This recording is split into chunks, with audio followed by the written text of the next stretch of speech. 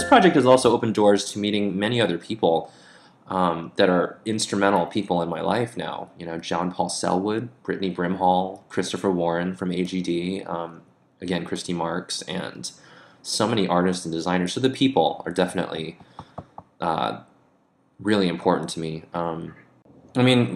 Speaking of people, we've also met some great people that had nothing to do really with the development of the games, but more the promotion of the games. I mean, Hillary Lyons is someone that we were introduced to recently. She just played a big part in getting Gabriel Knight out the door, and she's someone that has her heart in the right place and just so generous, and someone who just would love to see, you know, everything related to that time put on the big screen if she could. I'm sure she's just such a great person. So it's ultimately always the people that it comes back to, the people and the stories. My favorite part of working on the Art of Sierra has really been, you know, every time that we hear from someone new who is interested in helping out and wants to contribute to the project and be a part of it. That's really the most gratifying part, and it really makes all the work that's gone into this project worthwhile. Just how exciting it is to see the new stuff that people are contributing, and knowing that we are going to get to share that with all of the fans who are just waiting and can't wait to see this artwork and this design material and photographs and everything that we can collect to share with everyone. When you think about Sierra's importance in the industry, it seems shocking that no one would recognize that Sierra's history deserves to be celebrated and preserved. But on the other hand, maybe it isn't because of the huge challenges involved, not just in trying to do a project like Art of Sierra, but really doing it properly. It's not an easy task, and we couldn't do this if we didn't have the passion that we have for these games.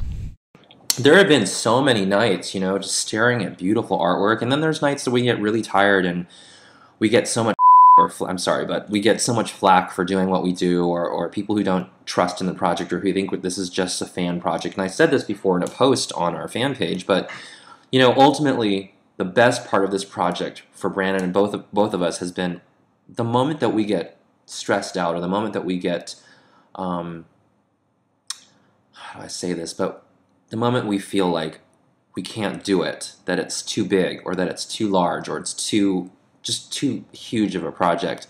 All we have to do is open up our Sierra Media Library and look at some of these paintings and read some of these stories, and we're just right back at, you know, square one again, and just as excited as we were before. And that's been one of the best parts of working on this project, is the love of Sierra between both of us that we share. That's really how we became friends.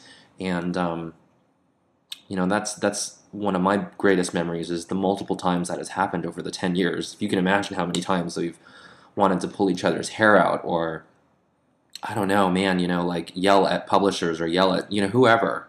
You know, I mean, there's so many times when things have been really bad that we just kind of open up our files again and look at those backgrounds, those paintings, and just we're back talking about why we love Sierra, and that's something that I will always remember. With all the work that Silver Lining, you know, AGDI, Fable Foundry, various others out there are doing, do you think there's a resurgence, kind of a renaissance of classic and new adventure games? I talked with you on the phone about this the other day, Mike, and I think that my personal opinion on adventure games coming and going, and resurgence and renaissance, I mean, it's changed over many, many years, but wow, you know, if adventure games were dead, they wouldn't be here today, and they're still around, and that same group of people who loved adventure games will continue to be very vocal about why they love those games. And I mean, the bottom line is that, like any good art, games and stories are just a reflection of society and a reflection of where we are in our lives today. And I personally, you know, think that the people who played those games, the people who designed those games, are just in different places in their lives now. We have different responsibilities. We're older. We have faster-paced lives. Telltale Games is a really good example of a company that I feel like has really taken some of the great things about gaming and adventure gaming, the advantages of fast-paced gaming and of casual gaming and the internet, and really embraced that and made something great out of it. And just another great example of adventure games and how they're different today, and that some people like bite-sized chunks of gaming and feeling like they really got somewhere in playing a game and achieved something while they were playing. And a lot of people don't have the same time that they do when they were little kids who played Sierra and LucasArts games. I personally love a good hint book. I love running my little red gel decoder over those hints, and I love the overarching story. I love spending time with a good book and a good game, even though I don't have as much time today. But adventure games will continue to come and continue to go, and they'll always be back in vogue and then go out of style. It's just stories in general. But I think this project is a good example of two people who really love that genre of games and who love that time in their lives. And hopefully it will inspire people to revisit that time and to remember what made those games so special. Because it wasn't just the packaging, and it wasn't just the background graphics. There was some real magic in the way that stories were told. One of the great things that was told to Brandon and I by Ken Williams, actually, at some point during this last 10 years, was he really loved the fact that the remakes were being done, but he would love to see more original adventure games, and that he was hoping that, if anything, if any tribute could be paid to Sierra, and not just preserving the art and making remakes, but it would be to make original games and tell original stories. That was one of his wishes, and I think Brandon and I both have taken that to heart. So I must ask, fellas, where do we stand currently on the status of the Art of Sierra project? Ooh, I love this question. We get asked this question like 5 times a day, honestly, by the same people. Wow, what can we say? Well, one of the things that I want to stress is that the utmost care and attention to detail, faithful reproduction, just every part of this project has been created with care, created with love, and that means that it's been very time consuming, which is why things have taken such a long time and continue to take such a long time. Everyone involved is so passionate about Sierra and wants to make sure things are done right. If you follow any of our other projects, we produce Fable Foundry in general. I mean, some of the projects that we've done so far, we did a book for Gazillion, which was this actually wasn't was this a Fable Foundry job? I think this is something that we produced, the people who are involved in Fable Foundry now, but we produced a book for Gazillion and just a small limited edition, which was, I think, like 26 or 27 copies. And this was produced with Paul Baldwin, a great friend of mine who's just so generous, and another person who just really sees the big picture. And I think we produced 26 of these beautiful, beautiful hardbound books, and they've won multiple awards now, I found out from Gina, our production manager. And so the same love is going into this book, and the bottom line is everyone who's involved in this cares so much. And it's not just the book itself, but just making sure that we get all the detail on there, all the preservation of the stories and the artwork, and again, the promotion we talked about will have that real vintage Sierra feel. So there's so much to come, and the wait will be worth it. We know what everyone is waiting, and just think of it as a really amazing Christmas present times 50. I just want to say how grateful we are to all of the fans who have shown so much support and really believed in the project. Eric and I are both cursed with being perfectionists, which is so essential to doing this project right, because there are so many fine details and really an unbelievable amount of content involved in putting together a book like this one. When you open this book, we want you to feel like you're opening a Sierra game, and every page turn has to be like discovering a new location in a Sierra game. Every page turn has to be a new wow moment. As I was saying before, the Art of Sierra is a Sierra museum in a book, and everything about the project reflects that dedication to quality. We've recently been talking about the cover, about embossing and the dust jacket. We've been talking about slipcases and some of the exclusive extras that we're planning for a limited edition. We're really not putting ourselves on a schedule that is going to compromise the content or the quality of this project. Believe me when I say that no one wants to have this book more than we do, but it has to be done right. We won't be satisfied delivering anything less than the art book that every Sierra fan has ever dreamed of. It will be worth the wait. So it seems like you guys are on your way to doing other things with Fable Foundry. Aside from the Art of Sierra, what other projects do you guys have going on?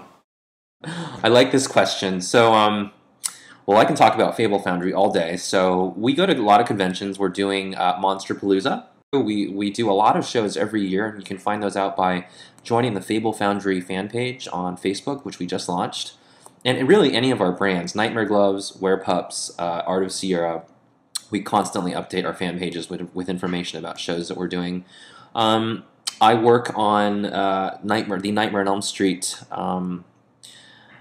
Freddy Krueger gloves with my partner Anders Eriksson, who is also a great Sierra fan as well, ironically. And our third line of collectibles we're working on right now with Andy. It's a new steampunk Victorian world. It's the first time we've ever talked about this, and that will be something that you'll start to see coming up here this year.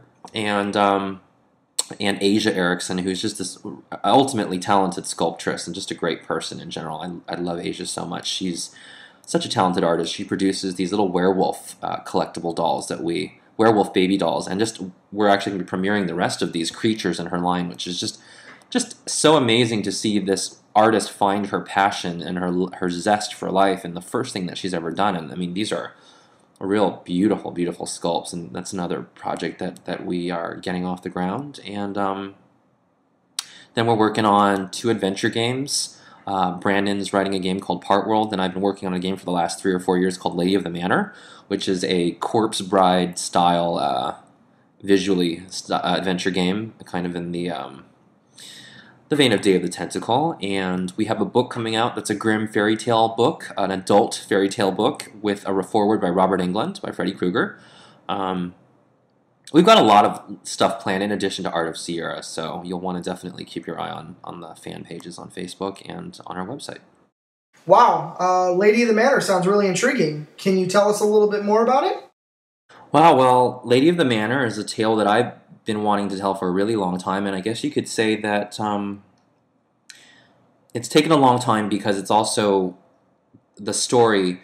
It's about a girl who doesn't really feel like she belongs and has lost a lot of things, and by the end of the story has made a huge impact on a small village, and of course told through comedy and what I'm hoping are brilliant puzzles. Just someone who makes a big impact on people who she didn't think that she would be able to at the beginning of the story. And of course, you know how much I love adventure games, proper adventure games. So the game will come out with a proper box and inside goodies inside the box, and there'll be an edition that comes with a hint book and a red gel decoder and posters and all that great stuff. And if you follow my work in the adventure game community, you know how much I love that stuff. So that's all I'm going to say about my game. So, really appreciate you guys sitting with us, going through the questions and everything, passing the information. I know we both have a lot of fans that are going to be interested in this. It's going to be good stuff. So we're really looking forward to it. Really looking forward to our project together. Hey, thank you guys. We love this show. I think that this show is a really good example of 2 people who really love something. So love something enough to do something extraordinary. So Brandon and I are really big fans, and we really appreciate it. Thank you. Everybody, we hope you enjoyed the interview. I did. Hope you found out a lot of great things. Stay tuned. This is just the beginning, Kyle. Tip of the iceberg, like the Titanic. Exactly. Only the whole thing went Killing down. poor people. That's what we do. So there's going to be, I think this is a 3-parter, if I remember correctly. Could be more. Do we get checks for parts 2 and 3 yet? No, nobody pays us. Oh. So we're writing checks. Oh. Apology checks. Retractions? Paid in tears. Paid in tears.